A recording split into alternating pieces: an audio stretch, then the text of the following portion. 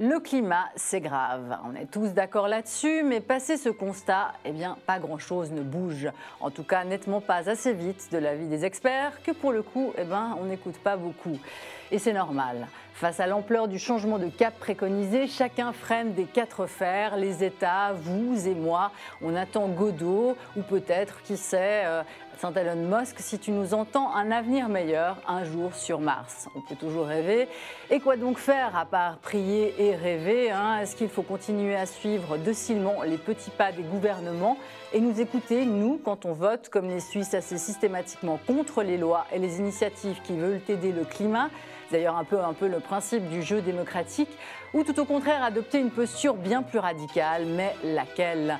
Sommes-nous tout simplement encore en mesure de gérer cette crise? Eh bien, on en débat ce soir dans Le Point, avant de retrouver, comme chaque semaine, la chronique humour, elle, jamais décroissante, d'Alexandre Kominek. Bienvenue à vous toutes et tous sur L'Aimant Bleu.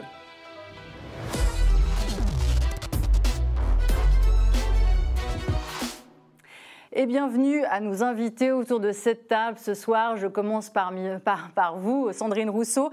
Merci d'être avec nous en direct depuis notre studio de Paris. Sandrine Rousseau, vous étiez à 2 doigts, ou plutôt à 2% d'être la candidate d'Europe Écologie Les Verts pour la présidentielle française. Ce sera finalement Yannick Jadot qui portera vos couleurs. Enfin, reste à savoir si c'est vraiment vos couleurs qu'il portera, puisque pour vous, Sandrine Rousseau, le vert tire plutôt sur le rouge, voire le rouge très foncé. En tête de votre programme figure d'ailleurs la radicalité comme premier principe en matière d'écologie. Radicalité, pour vous, ça veut dire quoi, Sandrine Rousseau? En quelques mots. Ça veut dire revenir à la racine des choses et se questionner sur ce que l'on doit changer dans notre organisation, dans notre système économique et social pour prendre la mesure du réchauffement climatique. Et ce que j'ai porté et ce que je continue à porter, c'est l'idée selon laquelle on ne peut pas se contenter de quelques mesures ici ou là et que c'est profondément la structure de notre société qu'il nous faut revoir et notre rapport au consumérisme, au productivisme et donc c'est un changement de système, d'où la radicalité. Merci. Et puis, Sandrine Rousseau, on signale aussi que vous êtes écrivain, enseignante chercheuse en économie et vice-présidente de l'Université de Lille. Vous êtes enfin un des porte-voix en France de la lutte contre la violence faite aux femmes. Philippe Val, bonsoir. Bonsoir. Notre super débatteur chaque semaine, Philippe Val, 17 ans à la tête de Charlie Hebdo, ancien directeur de France Inter, écrivain et essayiste. Vous vous apprêtez d'ailleurs, mon cher Philippe, à sortir un livre, un ouvrage assez conséquent d'ailleurs, puisqu'il s'agit d'un dictionnaire philosophique à la mode de votre cher Voltaire, où il sera notamment question d'écologie, mais de quelle écologie exactement? Est-ce que vous pouvez nous en dire quelques mots? Je pense que avant que le mot même n'existe au XIXe siècle, sous la plume d'un biologiste qui s'appelait Henkel, le mot écologie est sorti là, c'était un darwinien. Avant même que ce mot n'existe, les hommes ont toujours été préoccupés de leur environnement. On en voit des traces dans toute la littérature depuis l'Antiquité. Et je pense qu'il y a toujours eu 2 familles d'écologistes depuis que le concept existe, pas forcément sous forme de mots une fois de plus, mais il y a toujours eu 2 formes d'écologie. Une écologie naturaliste, pour qui le modèle est la nature, qui se confond souvent avec la divinité. La nature et Dieu sont souvent la même chose. Et puis une écologie culturaliste, qui s'appuie sur la recherche, la science et la raison pour harmoniser les relations entre les individus et leur environnement. Voilà, en gros, les 2 sortes d'écologie qu'on peut observer à travers les siècles, et notamment, évidemment, à travers le XXe siècle, parce que c'est là que l'idée d'écologie s'est terriblement politisée et modernisée, à mesure que les religions s'affaissaient. Donc vous serez notre regard méta, un peu. Voilà, moins il y a eu de religion, plus il y a eu d'écologie. Parce que vous êtes en compagnie de 3 politiques ce soir. Et je passe à vous, Léonore Porchet. Bonsoir. Bonsoir. Léonore Porchet, vous êtes la figure montante, enfin plutôt déjà bien arrivée, des Verts en Suisse, conseillère nationale vaudoise à Berne. Vous faites partie du pouvoir législatif, donc rouée à l'art du compromis helvétique. Mais vous appréciez aussi les positions plus radicales. Vous avez notamment gratifié Sandrine Rousseau, ici présente, d'un joli hommage par tweet, qu'on voit à l'image. Merci Sandrine Rousseau pour son projet radical, porteur d'espoir. Juste une question, Léonore Porchet, vous tweetez depuis quel appareil? Vous avez un Fairphone comme portable? Un portable recyclé. Bah, c'est très bien, alors félicitations. Léonore Porchet, vous partagez aussi avec Sandrine Rousseau d'être l'une des figures de lance des luttes féministes en Suisse. Féminisme et écologie, ça va souvent de pair. Aujourd'hui, on y reviendra peut-être ou pas ce soir au cours du débat à ce qu'on appelle maintenant l'écoféminisme. C'est intéressant, ça serait dommage de ne pas y revenir. Alors on y reviendra. Philippe Val, qui co-dirigeait, non je plaisante, cette émission. L'écoféminisme, pour votre plus grand bonheur j'imagine, hein, Philippe Nantermo, bonsoir. Bonsoir. Merci d'être parmi nous. Vous êtes, vous aussi, une des figures du Conseil national, valaisan, PLR, et vous venez d'ailleurs d'être réélu à la vice-présidence de ce parti libéral radical suisse, un PLR qui a fait son virage vert il y a quelques temps. Vous aviez d'ailleurs soutenu la loi CO2, retoquée en juin par les Suisses. Ça n'est pas la fin du monde, aviez-vous dit en conclusion, dire si vous étiez mitigé, pour le moins. D'ailleurs, est-ce que cette ligne verte du PLR va se maintenir dans les mois, les années à venir, avec une direction quand même sensiblement plus à droite ? Oui, très clairement. Je crois qu'on ne peut pas être un parti gouvernemental comme le nôtre sans avoir un projet environnemental. Nous avions soutenu la loi sur le CO2 parce que c'était un projet de compromis entre tous les partis. Et si je n'étais pas convaincu par l'ensemble de ce qui figurait dans cette loi, j'acceptais l'ensemble du projet parce qu'il me semblait aller dans la bonne direction et nous permettre de remplir les accords de Paris. Cela dit, la loi a été rejetée. Aujourd'hui, on doit proposer autre chose et j'espère que mon parti parviendra à imposer une loi un peu plus libérale que celle qui a été soumise au peuple, un projet qui soit plus compatible avec la croissance économique, parce que je suis convaincu que l'écologie des Verts ne vise en réalité pas du tout la protection du climat, mais la décroissance et la fin du capitalisme. J'en veux pour preuve que, par exemple, dans la loi CO2, il y avait cette interdiction de compenser les émissions de gaz à effet de serre à l'étranger. Quand vous avez 1000 francs, vous pouvez soit planter un arbre en Suisse ou une forêt en Albanie, et les Verts nous ont dit qu'il faut préférer planter un arbre en Suisse parce que ça coûte plus cher. C'est moins utile pour le climat, mais ça permet de faire plus mal. Et c'est cette écologie punitive qui, à mon avis, ne sert strictement à rien pour le climat, mais qui a pour objectif de faire revivre ce vieux projet communiste qui a échoué devant le peuple au siècle passé. Et finalement, on n'a rien trouvé de mieux aujourd'hui que l'écologie pour essayer de retrouver des adeptes en 2021. Et je me réjouis de combattre en fait cette vision qui n'a semé que la misère dans notre continent. Alors, je vais immédiatement faire réagir Léonore Porchet, donc une écologie communiste, une écologie qui ne défend pas le climat. Vous retrouvez dans ses propos? Bon, vous savez, la loi qui a été discutée, c'est celle du PLR, quand même, et de la majorité du Parlement, parce que nous, on est minoritaire. Donc, voilà, enfin, c'est des propos qui n'engagent que M. Nantermo sur son propre échec. La question, maintenant, c'est comment on avance. Parce que, voilà, les personnes peuvent dire, les Verts ont XY projets qui font peur, utiliser des grands mots. M. Nantermo est très fort pour faire ça. La vraie chose qui fait peur, c'est que si on ne fait rien maintenant, les catastrophes climatiques qu'on a régulièrement de plus en plus année après année, ça va être monnaie courante et ce sera même un peu petite monnaie par rapport à ce qu'on va avoir à l'avenir. Et ce qu'on va avoir à l'avenir, c'est un monde invivable. Et c'est une réalité. Et on peut lancer des grands anathèmes. Il faut maintenant changer notre système qui est basé sur la surproduction et la surconsommation. Et ça ne veut pas dire que c'est punitif. Même le projet des Verts, c'est d'investir massivement pour que ce soit des solutions agréables, pour que les gens puissent facilement faire le choix de l'écologie. Et ça demande des investissements massifs, ce que le Conseil fédéral de M. Nantermo ne veut pas faire, ce que la majorité du Parlement ne veut pas faire. Et c'est bien pour ça qu'on a besoin, encore maintenant, de voix fortes écologistes pour réclamer ceci, des investissements massifs pour que toute la population puisse venir avec nous vers l'écologie, pour que ce soit facile de prendre le choix de ces solutions et pour que ce soit des solutions agréables. Et c'est avec l'écologie politique que c'est possible. Oui, mais OK, mais justement, tout est dans le quoi faire maintenant. Parce que vous êtes tous les deux au gouvernement, malgré tout, et il n'y a toujours rien qui bouge. Le temps compte, le sablier qu'on voit ici, c'est cool. Et donc, c'est quoi très pratiquement aujourd'hui qu'on doit faire ? Et aujourd'hui, les semaines suivantes? Si je peux me permettre, ça fait quand même des années qu'on fait quelque chose. Et depuis 30 ans, la Suisse réduit ses émissions de gaz à effet de serre, malgré une croissance démographique et une forte croissance économique. On prend énormément de mesures dans tous les domaines, dans le domaine des transports, dans le domaine de l'habitat, même dans le domaine de l'agriculture.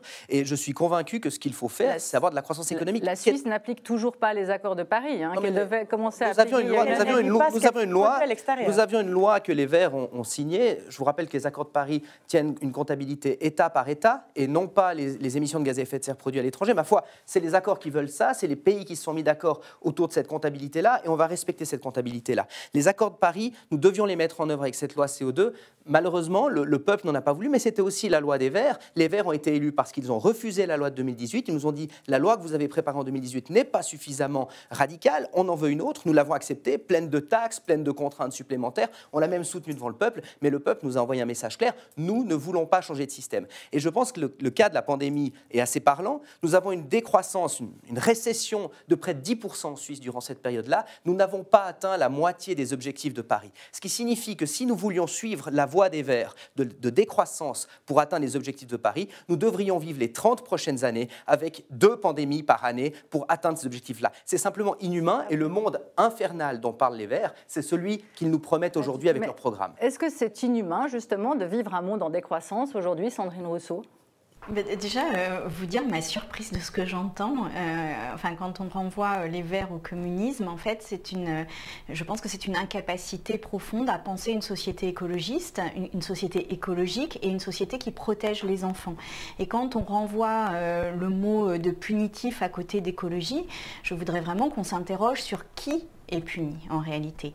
Et qu'est-ce que l'on peut dire à nos enfants, qu'est-ce que l'on peut dire aux jeunes d'aujourd'hui en les regardant dans les yeux et en leur disant mais je n'ai pas fait l'effort nécessaire parce que je rappelle qu'il nous faut quand même diminuer de 80% nos émissions de gaz à effet de serre d'ici 2050, les regarder et leur dire mais je ne l'ai pas fait parce que finalement je pensais que le système dans lequel j'étais, je pensais que le confort que j'avais était bien meilleur que ta vie à toi. Moi en tous les cas je ne fais pas ce pari-là et il n'est pas question de communisme ou de capitalisme, il est juste question d'inventer un nouveau modèle de société où l'on consomme moins de biens et où par contre on investit dans ce qui fait la qualité de la vie, c'est-à-dire le temps, les liens, la culture, l'éducation, le soin.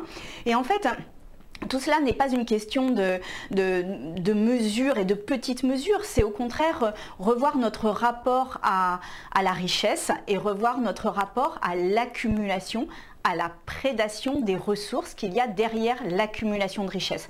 Et derrière ça, il y a vraiment au contraire l'idée d'avoir cette satisfaction, cette fierté aussi, d'avoir pris les choses en main et de construire un avenir qui soit plus serein. Et quand je vois déjà les mots qui sont employés dans ce débat, je me dis que, sans doute que la sérénité n'est quand même pas complètement le but poursuivi, mais plutôt la conservation d'intérêts, objectivement, qu'on aura du mal à défendre aux générations futures. Oui, mais la consommation, c'est la valeur cardinale dans nos sociétés, il ne faut pas se leurrer. Je veux dire, quand on voit les gens hyper angoissés à l'idée d'avoir des cadeaux de Noël un peu plus chers ou pas à l'heure, etc., quand on voit la déferlante au Black Friday, ça c'est la réalité des choses. Donc est-ce qu'on ne berce pas aussi les gens d'illusions en continuant de le dire, vous aurez une qualité de vie, il ne faut pas un petit peu leur dire que justement tout doit changer et comment le faire changer ? Mais c'est pour ça que je porte le terme de radical dans le débat politique en disant oui, c'est un changement radical de vie. Et oui, je crois qu'il faut aussi assumer le fait que dans ce changement radical de mode de vie, il y a des choses qui sont peu agréables. Quand on doit se passer de biens auxquels on est très attaché, oui, ça n'est pas agréable. Après, la question, c'est est-ce qu'on est capable de le faire au nom des enjeux ? Et on a vu tout l'été les catastrophes climatiques se succéder et on a vu que plus personne n'était protégé de ces catastrophes climatiques, qu'elles avaient une ampleur et une fréquence inédites. Donc soit on regarde les choses, c'est aujourd'hui qu'il nous faut bifurquer et diminuer notre consommation, ou alors on se met la tête dans le sable, on fait la politique de l'autruche, c'est une hypothèse, mais c'est l'hypothèse la plus dangereuse. Mais, attendez, je vais juste vous laisser la parole. Sur cette question de consommation, vous êtes quand même conscient que la croissance économique des 10 dernières années n'a pas financé nos iPhones. La croissance économique des 10 dernières années était intégralement consommée dans le financement des retraites et de notre système de santé. Quand vous dites qu'il faut décroître, même garder une stabilité de la production, vous dites il faut plus payer les retraites ou réduire les retraites et avoir un système de santé moins efficace. C'est ça dans quoi on dépense de l'argent. Ce n'est pas des gadgets. Je dis juste qu'il faut financer les retraites différemment et pas sur les points de croissance. Oui, non, mais alors vous direz aux personnes âgées qui doivent gagner moins à la retraite, c'est ça? Mais non, pas du tout. On va les financer pas du tout. Ce que je dis, c'est que vous leur verrez quoi? Des chèques ce qui est aujourd'hui le plus dangereux pour nos vies, ce qui est aujourd'hui le plus dangereux pour nos vies, et la chose la plus gratuite qui soit, ça s'appelle le CO2. Et que le jour où on finance et on donne un prix au CO2, alors on a de quoi financer le système de retraite sans aucun problème. Simplement qu'aujourd'hui, on est dans un système qui est un cercle vicieux, où on ne finance les retraites que sur la croissance, laquelle croissance est une croissance d'accumulation de biens matériels, qui donc augmente le nombre de ressources dont on a besoin, et donc le réchauffement climatique. Et c'est de ce cercle-là qu'il nous faut aujourd'hui impérativement sortir. Philippe Ball, vous qui êtes un homme de culture plutôt que de surconsommation, qu'est-ce que vous pensez de ça, ce projet de société? De choses qui sont très elliptiques dans votre discours. Alors déjà, tout à l'heure, vous avez réagi assez fortement à la comparaison avec un régime communiste. C'est peut-être pas un régime communiste, mais en attendant, c'est un régime pré-industriel, un régime rêvé par Jean-Jacques Rousseau. Finalement, ça devrait plaire aux rousseauistes.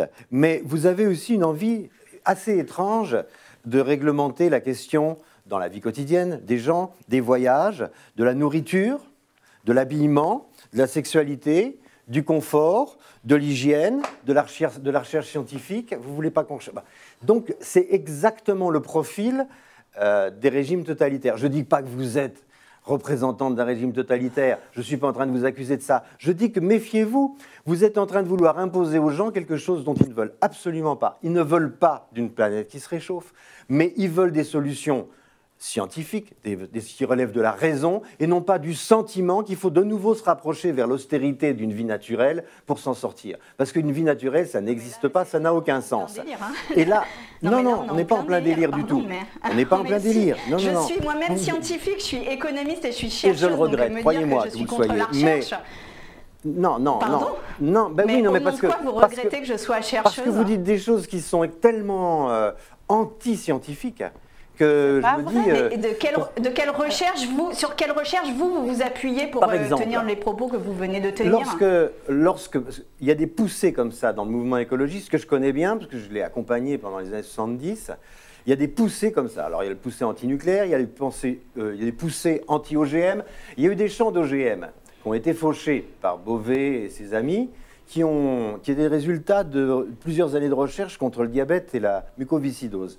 Donc, c'est une peur médiévale, les OGM, parce que les scientifiques qui travaillent là-dessus n'ont pas inventé les OGM. Ils n'ont fait que s'inspirer de ce qui se passe dans la nature pour essayer de soulager l'humanité de certaines maladies de certaines dépenses d'eau. Ça n'a rien à voir avec les OGM. Ah, je m'excuse, mais les OGM, c'est de la science.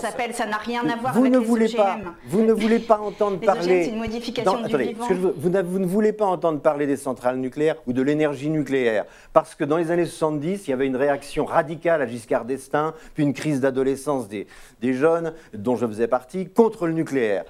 Contre l'énergie nucléaire. Aujourd'hui, les EPR sont à peu près sûrs. C'est le seul moyen, unique moyen de produire de l'énergie sans produire du CO2. Vous n'en voulez pas. Ça veut dire que vous avez une position qui est de l'ordre de la mystique. Ça n'est pas une position raisonnable. Moi, je voudrais qu'on puisse en discuter simplement, que le débat soit ouvert. Mais vous refusez que le débat soit ouvert. Donc, alors, Léonore Porchet, est-ce que vous acceptez qu'on rouvre le débat sur le nucléaire? On n'a pas besoin de le faire, il a déjà été ouvert en Suisse. Le peuple a voté et a décidé à une écrasante majorité de sortir du nucléaire. Il n'y a pas dans les années 60, il y a peu de temps. Donc, le programme du CO2 que vous défendez, il est fini aussi. On a voté ça au mois de juin. Donc la question, c'est simplement que il y a des décisions politiques en Suisse qui sont décidées par la majorité populaire et la majorité populaire, elle a décidé de sortir du nucléaire et de ne pas revenir aux OGM. Donc c'est pas une décision mystique d'un groupuscule de personnes, c'est une décision populaire qu'il s'agit de respecter.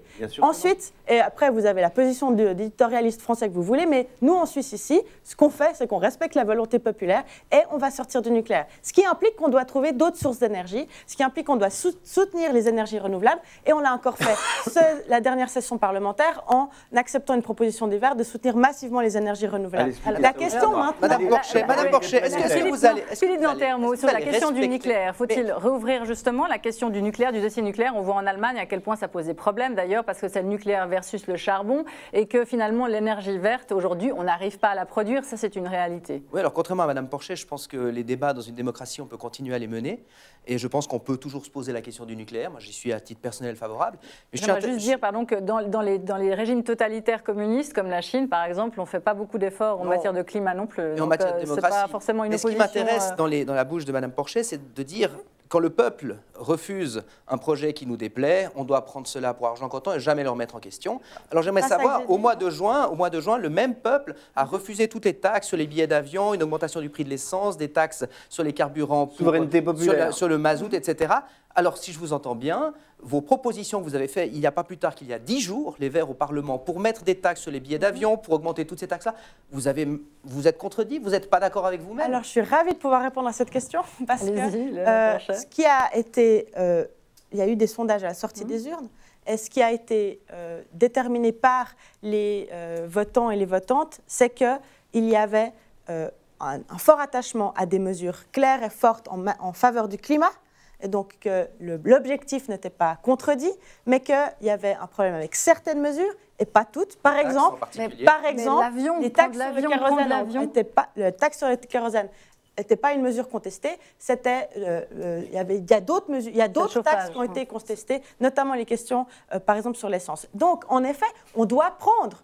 On respecte l'avis du peuple que quand le kérosène et l'essence, ce n'est en fait pas le même produit, si jamais, mais il faut quand même entendre ce qui a été discuté. Et en effet, on a fait une proposition qui a été négociée avec une majorité de droite du Parlement. Et puis maintenant, on doit prendre acte et trouver d'autres mesures. Madame, et les autres mesures, ça doit être des mesures qui permettent aux gens de prendre le chemin de l'écologie en le faisant en pouvant facilement faire ces choix-là. Et je donne un exemple d'autres votations populaires. La Landsgemeinde, pour nos amis français, il s'agit encore de grandes votations cantonales à main levée pour certains petits cantons, a décidé il n'y a pas plus tard que quelques semaines, à main levée, à la majorité, d'interdire complètement les chauffages à mazout, et pas dans 10 ans, à partir du 1er janvier 2022. Pourquoi? Parce que les chauffages à mazout, c'est une catastrophe climatique, et parce que c'est accompagné de très grands investissements étatiques pour soutenir les gens qui allaient faire changer leur système de chauffage. Et c'est ça qu'on veut, c'est ça qu'on demande. Et pourquoi justement ça se fait pas, hein? Parce que c'est vrai que là, les scientifiques, il y a un consensus, c'est pas seulement le GIEC, c'est aussi l'OMS. Là, il y a eu une tribune publiée en septembre par 220 revues prestigieuses qui réclamaient qu'il y ait les mêmes aides et la même considération d'urgence que pour le Covid. Hein. Donc c'est les mêmes scientifiques qu'un coup on écoute, qu'un coup on n'écoute pas, qui demandent les mêmes investissements d'argent et qui clament la même urgence, et pas seulement pour la planète, mais aussi pour la santé de tout le monde. Alors, Philippe Lantermot, pourquoi est-ce que le gouvernement... On en a mis beaucoup. On met chaque année des milliards de francs sur la question écologique en Suisse. Le budget de l'Office fédéral de l'environnement se chiffre en milliards de francs. L'argent qui a été investi dans la rénovation des bâtiments en Suisse se chiffre en milliards de francs, et pas cela sur 6 mois, sur des décennies. Ça fait des décennies qu'on rénove les bâtiments, ça fait des décennies qu'on investit dans le rail. On a voté 12 milliards de francs pour les 5 prochaines années pour rénover le rail en Suisse, pour améliorer les lignes ferroviaires, pour faire le transfert de la route au rail. C'est des montants plus conséquents que ce qu'on a mis dans la crise Covid, en rappelant quand même qu'une grande partie de l'argent du Covid, c'est de l'argent remboursable. Et les entreprises qui ont touché de l'argent vont devoir le rembourser à hauteur de 30 milliards. Donc, contrairement à ce qu'on croit, ce qui a été mis pour le Covid, qui a été mis pendant une période relativement limitée, on parle d'une année et demie, qui ne se reproduira plus dans le temps, du moins on l'espère, mais sans commune mesure, avec tout ce qu'on a mis, canton, commune, confédération, en matière d'environnement, et c'est très admirable, mais ce n'est pas grâce aux Verts, qui n'ont finalement qu'un groupe parlementaire relativement minoritaire à Berne et quasiment aucune responsabilité dans les collectivités locales. Oui, mais vous, Philippe Lantermot, vous avez clamé l'urgence pour le Covid, vous avez clamé l'urgence de façon assez même virulente, quand il s'agissait de vaccination, en disant que les gens mettaient en danger la santé des autres. Pourquoi est-ce que cette même urgence, vous n'avez pas, et cette même considération, vous ne l'avez pas pour le climat, en l'occurrence? Cette considération, nous l'avons. Ça fait 30 ans, ça fait 30 ans que la Suisse investit dans la réduction des gaz à effet de serre. Ça fait 30 ans que les émissions de gaz à effet de serre diminuent en Suisse. Simplement, quand vous parlez d'urgence, il y a une loi urgente sur le Covid, parce que le Covid nous est tombé dessus du jour au lendemain sans s'y attendre. On pouvait s'y attendre peut-être depuis 3 semaines. Et puis les solutions pour le Covid, on les connaît, c'est la vaccination. Voilà. En effet, au début, on savait aussi, il y avait le confinement, il y avait toutes ces choses-là. Par contre, pour l'environnement, ça fait des décennies qu'on le fait, et on va continuer à le faire, on va prendre plus de mesures, et on va continuer à les prendre. C'est une illusion de croire que le problème, c'est que du côté des Verts, ce qu'on entend par urgence climatique, Madame Rousseau l'a rappelé tout à l'heure, c'est un changement de système. Et là, où ils ont le droit de réclamer un changement de système dans une démocratie, ils s'opposeront à la volonté majoritaire qu'il a dit à plusieurs reprises, même sur des aspects beaucoup plus anecdotiques, comme l'aménagement du territoire. Leurs initiatives populaires se plantent toutes, le peuple n'en veut pas, ils ne veulent pas. On peut parler par exemple d'initiatives sur le limitage du territoire. Attendez, je vais laisser réagir Sandrine Rousseau à ce que vous venez de dire sur la question du Covid, justement, pourquoi est-ce qu'il n'y a pas de prise en considération du Covid aujourd'hui, à votre avis, Sandrine Rousseau, comme il y a du climat, comme il y a pour le Covid? Il faudrait qu'il y en ait une. Il faudrait qu'il y ait une mobilisation comme on en a connu une pour le Covid. Et ce que j'entends là, c'est on se donne... il y a une manière de se donner bonne conscience en disant on a mis des millions, Mais là, on a une obligation de résultat, en fait. Ce qu'on ne peut pas dire au climat, ce qu'on ne peut pas dire à cet équilibre qui est un équilibre en fait très fragile et qu'on est en train de complètement modifier. Et je rappelle que le rapport du GIEC, qui est très scientifique, puisque Philippe Val disait que nous étions contre la science, mais précisément, tout le GIEC est au contraire un travail scientifique d'une ampleur inédite. Tout ce travail-là dit...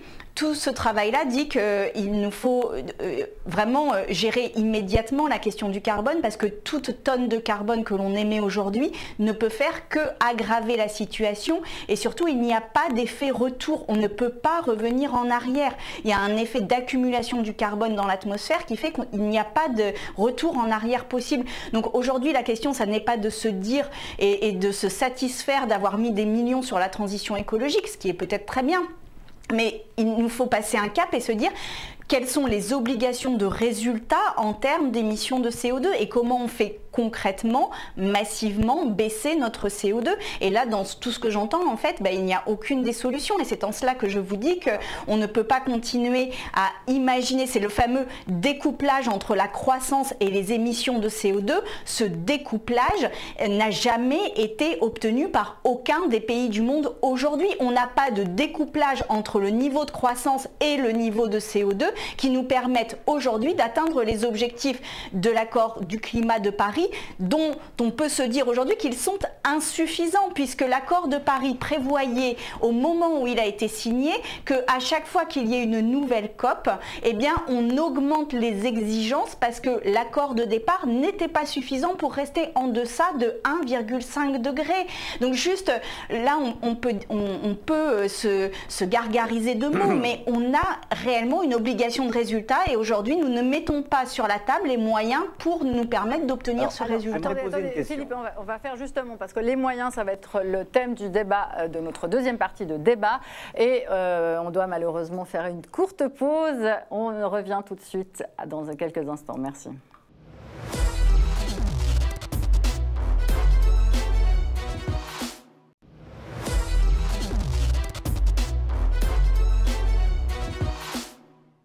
Le point de retour, sommes-nous encore capables de gérer la crise climatique et avec quel système?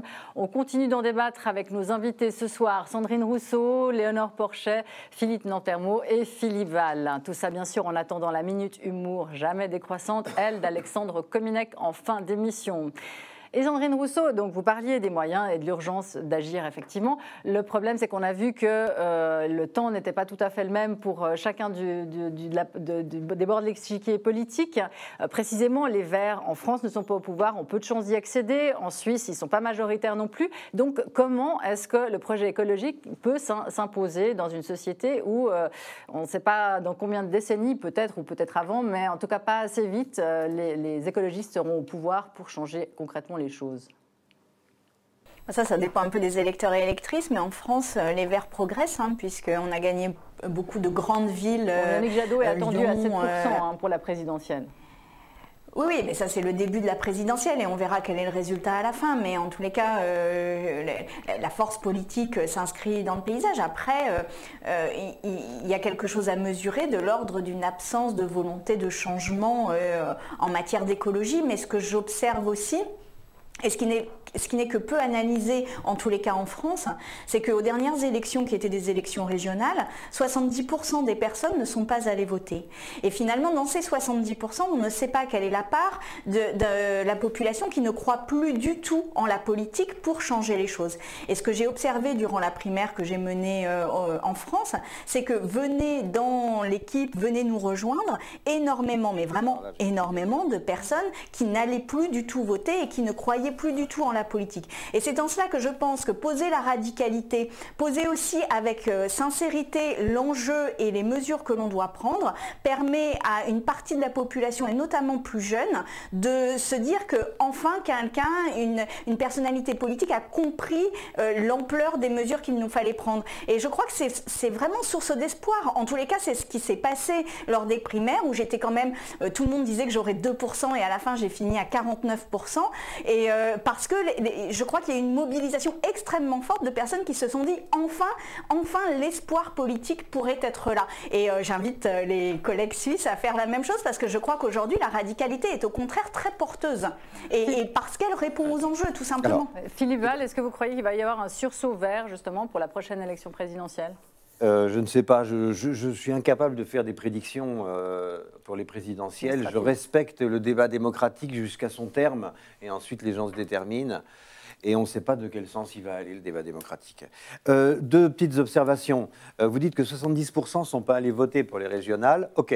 Mais le deuxième tour des municipales a eu lieu un mois et demi ou 2 mois après le premier tour pour des raisons de Covid. Et les principaux maires qui ont été élus, les maires verts dans les grandes municipalités, ont été élus avec moins de 20% des voix. Ça fait 80% d'abstention. Donc, en gros, si vous voulez...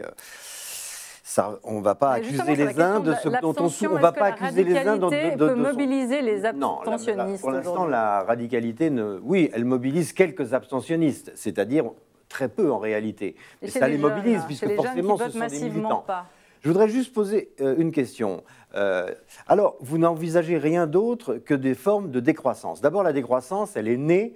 L'idée de décroissance, elle est née dans le cerveau d'Ivan Illich, qui a été élevé politiquement au Vatican.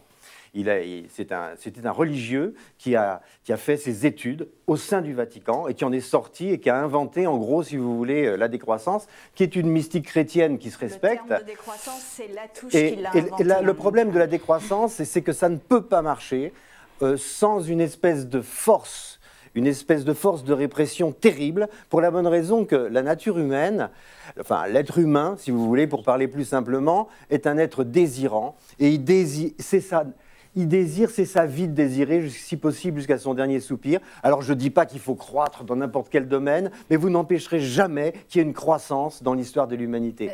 Ne faut-il pas l'empêcher justement maintenant? Non, si vous empêchez la croissance, vous multipliez les suicides. C'est impossible, c'est anthropologique.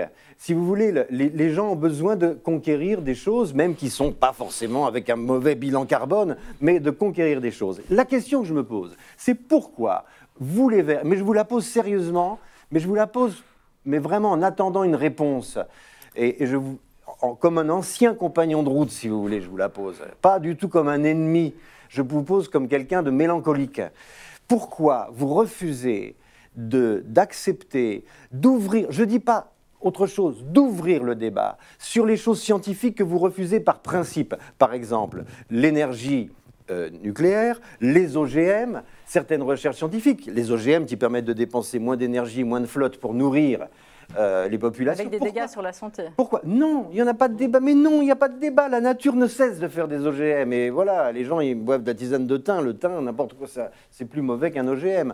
Non, mais non, mais bon, j'exagère peut-être, je le veux dire. Mais ce que je veux dire, pourquoi? Non, mais vous voyez, vous marrez. Vous marrez, vous rigolez. Mais avec des OGM, on guérit des... Après, c'est nous qui n'avons pas de formule scientifique. Non. Non, enfin, la crainte des OGM mais si vous soignez un malade grave avec de la tisane de thym, il va mourir. C'est en cela que je dis que c'est toxique, la tisane de thym. Vous avez besoin de faire des rayons, et les rayons, c'est de la fission de l'atome. Donc vous êtes obligé de faire des choses comme ça. Vous êtes obligé de prendre en compte, vous refusez par principe certaines choses. Pourquoi vous n'ouvrez pas le débat? Pourquoi les écologistes qui tiennent tant à sauver la planète, comme moi, comme vous, parce que vous n'êtes pas les seuls. Pourquoi vous refusez d'ouvrir le débat sur ces dossiers-là? Pourquoi vous êtes accroché à la décroissance, qui est une aberration anthropologique? Attendez. Alors d'abord, non mais là le problème c'est qu'on est complètement hors du champ politique. Enfin, je veux dire, il y a énormément d'erreurs qui viennent d'être dites et du coup, parce que quand on se prétend économiste, par exemple, ça n'est pas du tout Ivan Illich qui a inventé la décroissance. Oui, enfin disons que ça a été un grand apôtre de la décroissance. Un État stationnaire.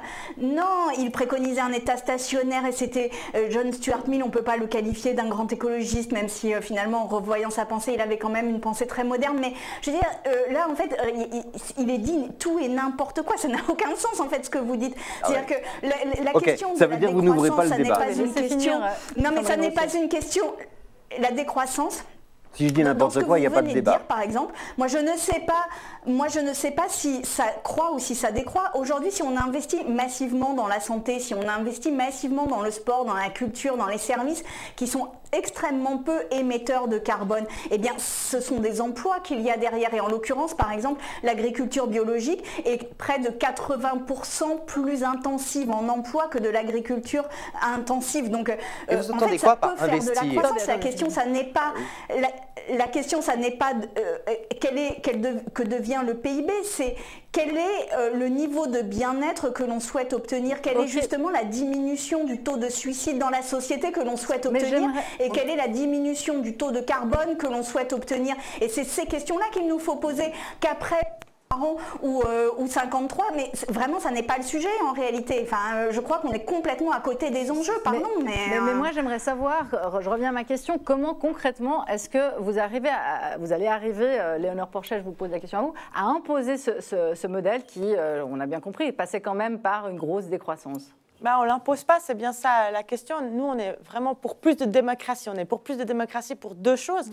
Parce que la logique partisane que moi je vis quand même depuis plus de la moitié de ma vie, pour le moment, elle est plutôt un frein sur certains systèmes pour avancer. Et c'est bien pour ça qu'avec les Verts, on demande le droit de vote à 16 ans, on demande la création de conseils citoyens spécifiquement sur les questions climatiques. Mais les jeunes aujourd'hui, ils ne votent pas, même si à partir de 18 ans, c'est pas vrai.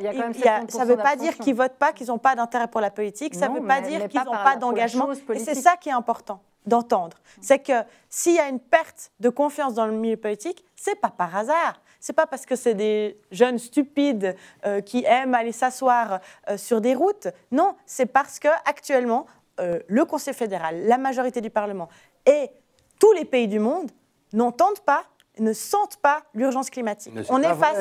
Nous sommes face à un mur. Nous sommes face à un mur parce qu'actuellement...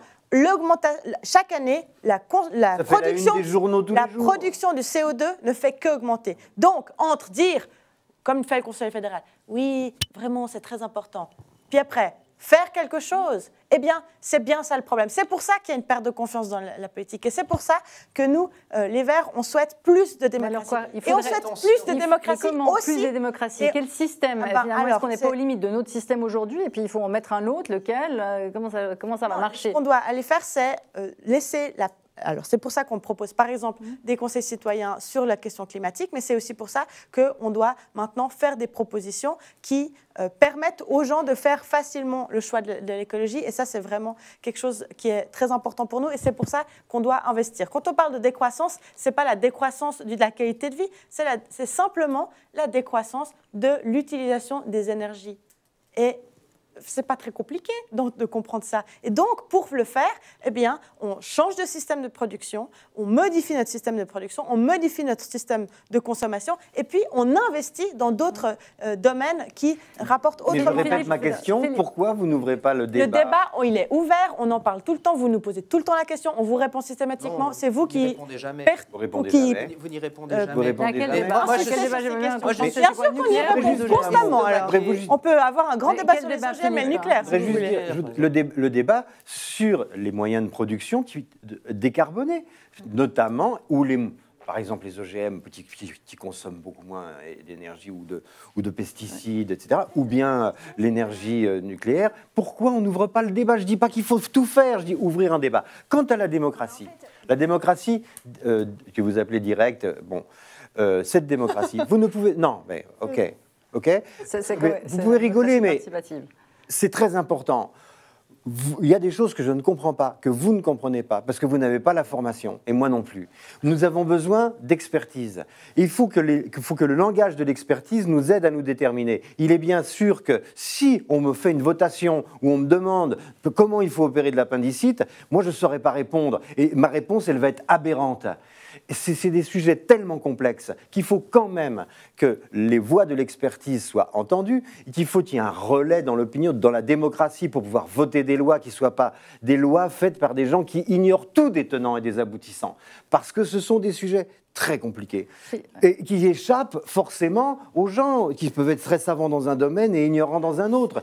Le climat, ça demande de l'expertise. Quand vous dites que, par exemple, que vous faites confiance à la science, la preuve, le GIEC, c'est un truc scientifique, et je le reconnais d'ailleurs, mais nous l'écoutons, d'accord, vous écoutez le GIEC, mais vous n'écoutez pas les experts scientifiques qui vous disent faudrait faire ça avec les OGM, faudrait faire ça avec l'énergie nucléaire. Ça, par contre, c'est scientifique, ça, vous n'en voulez pas.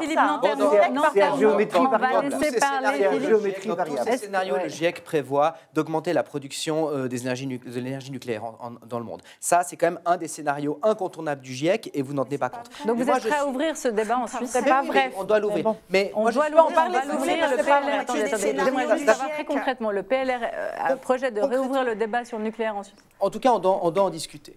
Mais je suis d'abord estomaqué par le discours sur la démocratie du côté des Verts. Parce que ce discours qui consiste à dire que toutes les personnes qui ne vont pas voter, c'est en réalité parce qu'ils sont verts, c'est quand même d'une prétention extraordinaire. Parce que c'est ce que vous entendez. Ensuite, on nous dit on aime la démocratie, mais la première chose, c'est qu'on veut la changer et remplacer les institutions de personnes élues, représentantes. On veut mettre à la place des conseils citoyens. Et puis on croit qu'en baissant le droit de vote à 16 ans, parce que le problème, c'est les gens qui ont entre 16 et 18 ans. C'est vrai que c'est le seul problème qu'on a dans notre démocratie. La réalité, c'est que nulle part au monde, peut-être en Europe un peu plus qu'ailleurs, mais nulle part au monde, vous ne trouvez une majorité pour la décroissance. Ça, c'est le vrai problème. Et le projet des Verts, qui consiste à résoudre le problème climatique avec la décroissance, ne peut s'appliquer nulle part. Parce qu'il n'y a nulle part une majorité, ni démocratique, ni dictatoriale, pour imposer la décroissance. Et donc le discours des Verts est un discours complètement creux, qui n'aboutira jamais nulle part. On en a fait l'expérience encore au mois de juin. Le peuple suisse ne veut même pas un pas dans cette direction, même pas un tout petit pas vers des taxes. Il dit non.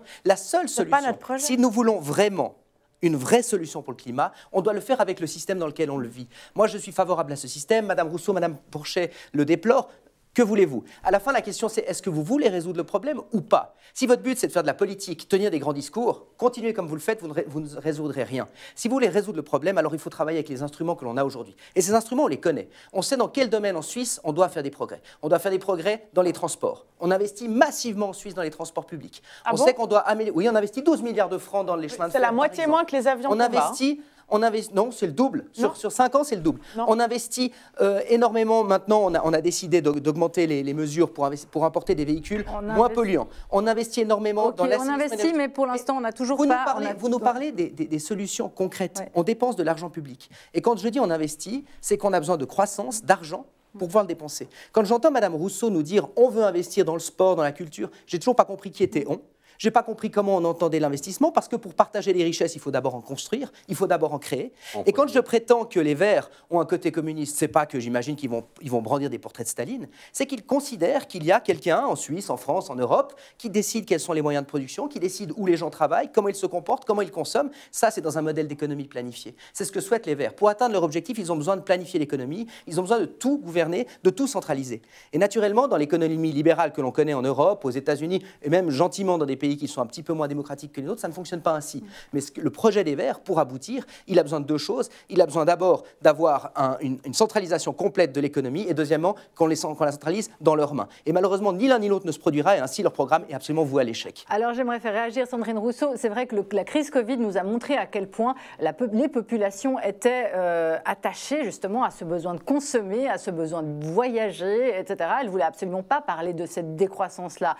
Et donc, à partir de là, si on est sur ce modèle, ce principe démocratique, comment est-ce qu'on agit? Est-ce qu'effectivement, étant donné qu'on n'a pas non plus d'énergie aujourd'hui, une capacité d'énergie renouvelable qui existe, hein, et peut-être qu'on ne les développera pas avant quelques décennies, comment est-ce qu'on fait justement pour remplacer, pour décarboner aujourd'hui, Sandrine Rousseau?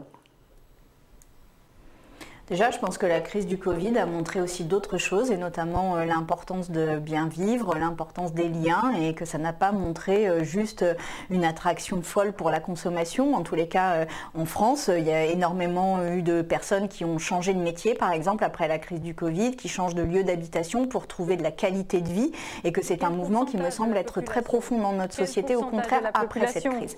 La deuxième chose, c'est qu'aujourd'hui, l'essentiel des niches fiscales, l'essentiel des avantages fiscaux qui sont donnés sur des productions qui sont émettrices de carbone. C'est-à-dire qu'en fait, aujourd'hui, l'action de l'État consiste à favoriser les émissions de carbone dans l'atmosphère. Et si déjà l'État, par sa manière d'intervenir dans l'économie, pouvait intervenir pour que le carbone soit juste au prix où il doit être, et qu'on arrête alors pour la France par exemple, c'est 40 milliards d'euros par an, 40 milliards d'euros par an de niche fiscale sur ce qu'on appelle de l'économie noire, c'est-à-dire de l'économie directement émettrice de carbone dans l'atmosphère.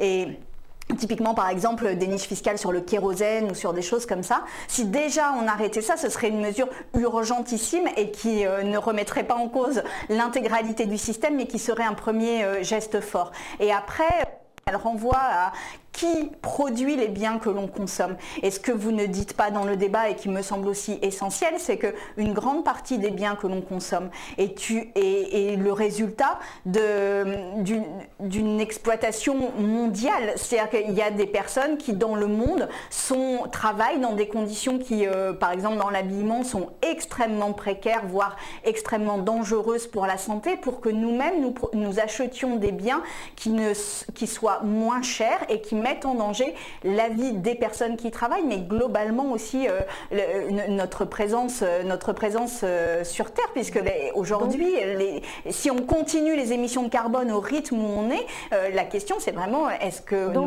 parviendrons juste à rester. L'ennemi numéro 1, c'est le capitalisme. Si je vous entends tous aussi ce soir, enfin toutes ce soir, pardon, c'est le capitalisme, le premier ennemi du climat en réalité. Mais non, c'est aussi la manière dont on consomme, et encore une fois... Mais qui rentre dans le système capitaliste. Mais pas que, le système capitaliste, la définition du système capitaliste, c'est la propriété privée des moyens de production. Personne ici n'a remis en cause la propriété privée des moyens de production. Ce qu'on le remet en cause, c'est que cette propriété privée des moyens de production, elle s'appuie finalement sur des avantages, et des avantages qui nous mettent complètement en danger. C'est ça le sujet. Et aujourd'hui, personne ne vous dit qu'il nous faut changer complètement le système d'entreprise. Évidemment qu'il y a 3 piliers dans la transition écologique. Il y a un pilier privé, un pilier public et un pilier associatif, et que c'est sur ces 3 piliers-là qu'il nous faut gérer. Et je trouve que toutes les caricatures visent en fait une seule chose, c'est à ne pas regarder le problème en face, parce qu'aujourd'hui, nous avons un problème. Aujourd'hui, nous ne savons pas rester en deçà d'1,5 degré. Pourquoi croyez-vous que vous êtes conclure, à détenir la vérité? Tout le monde est conscient des problèmes de la planète. Pourquoi croyez-vous toujours que vous êtes les seuls et uniques à être conscients des problèmes de la planète, et que les autres sont tous des abrutis qui ne comprennent rien? Mais à part OGM et nucléaire, vous ne savez pas dire autre chose, comme si c'était une pensée magique disant qu'avec les OGM, avec le nucléaire, tous nos problèmes sont résolus. Mais il y en a beaucoup d'autres des exemples. En fait, quand bien même on irait vers les OGM et quand bien même on maintiendrait le nucléaire, qu'aujourd'hui ça ne résout pas le problème. Donc je veux dire, on peut se cacher derrière des mots comme ça. Et par ailleurs, si le nucléaire demande des financements publics majeurs, donc comment on fait pour soutenir le nucléaire si on veut diminuer la part de l'État dans l'économie? Tout cela n'a aucun sens. Enfin, tout cela est en fait complètement contradictoire. Alors, on ne va pas vous mettre d'accord. Malheureusement, on est stressé par Alexandre Kominak, qui va faire son entrée pour nous délivrer sa conclusion humoristique qui arrive. Bonsoir. Qui arrive. Bonsoir tout le monde, vous allez bien? J'ai posé une question. Oui. Ça serait bien de me répondre. Bienvenue. Tu es intervenu à temps. Bonsoir. On parle de la fin du monde en même temps. Oui, j'ai vu, ça crie, ça parle. Moi, ça a vite fait parce que j'ai le nez un peu bouché. Mais on m'a dit cette saison. Comme quoi, il y en a encore. Hein? Des saisons. Ouais. Mais ce qui me concerne, c'est pas vraiment les saisons, c'est la drogue. Et c'est mal. Bref, je vais n'importe où. J'ai reçu le thème de l'émission ce week-end et on m'a dit le climat. J'ai dit ok, donc il y a... pris un rhume. Du coup, j'ai pris un rhume, je me suis mis dans la peau du personnage, j'ai fait du méthode acting. Et je me suis dit, on va faire un débat sur le climat. À quoi ça ressemble? Est-ce que tu allais nous dire des trucs de « Mesdames et messieurs, bonsoir. Êtes-vous pour ou contre les éboulements de terrain? Les tsunamis, un moyen de repartir à zéro et de tout reconstruire. Qui en profite? La communauté portugaise? Ouais, parce qu'ils sont maçons, du coup ils reconstruisent tout. C'est un vieux cliché, mais j'adore commencer mes chroniques par du racisme. Alors, aujourd'hui, certains sont choqués de voir des jeunes manifester pour la planète dans la rue. Mais moi, je suis d'accord avec cette jeunesse qui a peur pour son avenir. Je ne peux être qu'admiratif. Ils sèchent les cours pour aller manifester pour la planète. Je séchais les cours pour fumer des joints. Alors, il y a certaines personnes qui vont me dire « Mais aussi, ils fument des joints !» Alors, sûrement, mais ils fument utile. Hein, et moi, je les aurais fait, ces manifs, étant ado. Des joints sans émission de carbone. Mais voilà, peut-être. Des joints écolos, des vapoteuses. Si, il y a les vapoteuses électriques, vapoteuses à shit. Ouais. Et bientôt la coke par Bluetooth. Ça, je suis sur le projet. On va pas avoir d'ennui. Mais non, moi, j'aurais adoré faire ces manifs ados. Juste pour que ma mère me dise « T'es encore défoncé, Alex ?» et que je lui réponde « Mais complètement. Mais c'est pour les ours polaires, maman. » Donc franchement, le réchauffement climatique, moi, c'est vrai, je pense qu'on a tous un peu peur. Moi, ça me fait vraiment très, très peur. Tout simplement, Laetitia, tu te rends compte, c'est parce que, en fait, si la planète se réchauffe, eh ben, à Genève, on va commencer à voir des gens porter des pantacours à partir de février. Laetitia, pire, les gens vont commencer à porter des tongs de plus en plus longtemps. Pendant l'année, on va vivre nos vies en voyant les pieds des autres en permanence. Alors, j'aurais pas dû le dire parce que là, il y a sûrement quelques fétichistes qui vont penser à s'acheter un moteur diesel à la fin de cette chronique. Hein, je sais que vous êtes là et vous nous regardez, bande de pervers. Ça va être le bordel s'il fait de plus en plus chaud. Il va y avoir beaucoup trop d'apéros. Tous les jours, tu vois bien l'engouement sur les terrasses hein, dès les premiers rayons de soleil. Quand le soleil sort, les alcooliques sont pardonnés. Hein, c'est vrai. Tu ouvres une bouteille à 11 h du matin en août. Hein, qu'est-ce qu'on te dit? Ah, ça c'est Alex, le bon vivant qu'on adore. Ouvre une bouteille à 11 h du matin en novembre. T'es réveillé à 11 h du matin? Oui, je suis réveillé à 11 h du matin. Oui, parce que je suis en after, madame, à 11 h du matin. Mais ouvre une bouteille en novembre. Qu'est-ce qu'on va te dire? Rien, parce que tu t'es caché pour le faire. C'est la honte.